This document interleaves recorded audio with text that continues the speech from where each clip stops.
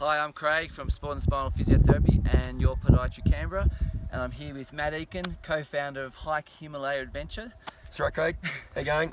And I've been trekking with Matt and his company and some of his guides and porters around the beautiful Annapurna region here. You can see the Annapurna's over there, Tilicha Peak in the distance, which we're focusing on now. Unfortunately, it was covered in cloud the day we went there. Lots of hard work going up to what, 5,000 metres, the highest lake in the world. Is that right, Yep. Matt? Yep. Tilicha Lake. Yep. And we also went summiting, mountaineering. A little bit of snow on the top up there. Yeah. Called Chulu Far East. That's right. At 6,100. What time did we wake up, mate? You woke me up pretty early that day. yeah, a bit cold, but beautiful views at 2 a.m. in the morning. So a little bit higher than Canberra and a little bit higher than Cozzy. But we got to the top, and it was hard work, but it was lots of fun and very safe. I was quite impressed how it went. But we're not talking about that today. We're actually Something better, bigger. The exciting thing we're talking about today is a volunteer cooperation between our two businesses in providing health services, namely physiotherapy and podiatry, to some remote Nepalese villages. Now, Matt, just give us a quick introduction about your business and Himalaya Adventure and what it does and what.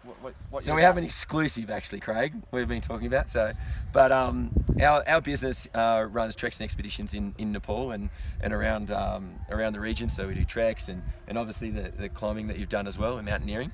But part of our business and part of our philosophy, very much like yours, is we're very conscious of the communities we work in, and we're very proud to contribute and provide community services back to a number of villages in Nepal. So they're obviously still developing and significantly under-resourced compared to countries like Australia. So we're very proud to contribute to the villages. Yeah. So Spinal Physiotherapy and your Podiatry Canberra has been working in some disadvantaged remote communities in Australia, namely in northeast Arnhem Land and Palm Island. But we're really excited about actually taking this program to a new level and going to Nepal. Yep.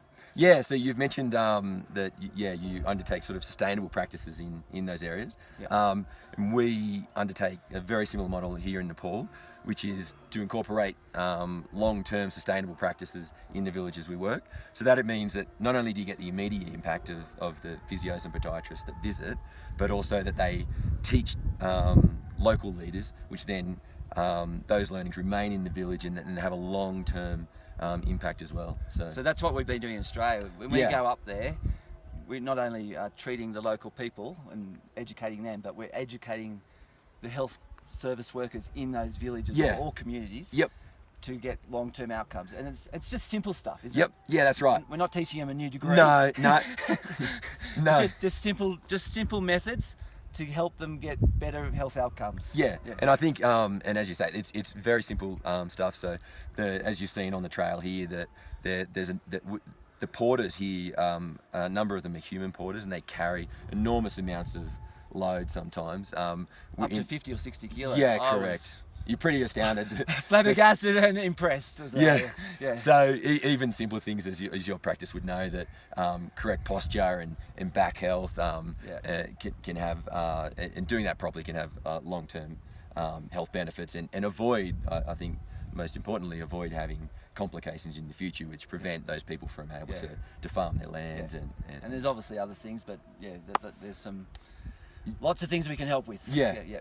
Now just a couple of questions. When do you think the program will start, and how do you envisage it's going to work? Yeah, so some practical things. So we're looking at about March, April 2018, so next year, and it'll be about a 1 week visit to the village, which is about 150 k's out of Kathmandu. You go west, and then you go a little bit north, and that'll involve the physios and the podiatrists visiting for around that 1 week period in the village, staying in tented camps, having local cooks, eating local food, and very much incorporating themselves in the village. So, and your business will help out with just engaging with the community and making sure that everything's running smoothly. Yeah, that's a really good point. Bit into interpretation. Yeah, liaising with the community leaders and being very sensitive to the cultural sensitivities of the village, and being able to then properly incorporate the good physio practices into the village, and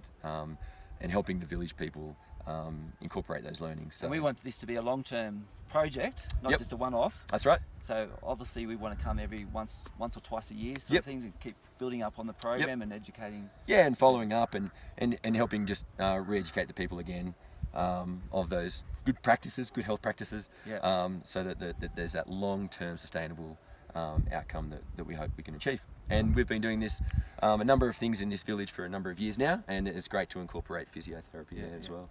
So, look, I think it's going to be a great program. But now, just for the people out there that aren't physios or podiatrists, how can they help? What can they do to help these communities? Yeah, I mean, it's a good question. We get asked that all the time, that you're sitting at home and what can you do? There's three things. I think there's three key things that you can do. One is provide clothes and blankets that you've noticed on the trail. It can be a little bit cold at moderate altitude. Yes. So it's just not dissimilar to Canberra. So clothes and blankets can be very, very helpful for the village people. Second thing is there is a school there, a tiny school, which is very basic. It's mud brick construction. So providing school books, like any of the books that your kids read, and some of the... I'll have lots of those for you, mate. There's probably about 100 books there that I haven't given away yet. Got it? Yeah, that's fine. Yeah. So those types of books and school reader books are very, very helpful. The guys at the school are learning English, and this starts early, so that's very beneficial for them. And then the third thing is sporting equipment. Balls, bats, any of that type of stuff that the kids there really benefit from playing. What do they like? Soccer? Yeah, cricket? It's cricket? Soccer, cricket is popular. Soccer is popular. They don't really understand football. Playing football rugby, on the you mean? sorry, rugby and rugby league. Playing football on the side of a mountain is a little bit difficult, but they do like playing with footballs. But any sporting goods as well. Bats, battens, balls, that type of stuff. So. Any of the stuff that your kids play with, and the viewers at home will have as well. So we'll collect these goods a month or two before we go over, and then just bring it over with us, I imagine. So, that's right. Hopefully you can collect the practices that you've got in Gungahlin and in the city. And then we'll be able to bring them across in duffel bags and distribute them amongst the villages with our staff. Look, I think it's a great program, mate. I'm really excited about it. Thanks for taking me around these last couple of weeks and having the opportunity to talk about getting this program up and running again. So. Yeah, look, it's a big pleasure of ours, and we're very privileged to have you on board. So we're excited, and we'll have more details coming soon. So, all right, thanks, then, Matt. Thanks, Craig. I'm really happy, mate. It's good. See you guys. Thanks, guys. Bye for now. See ya. Bye.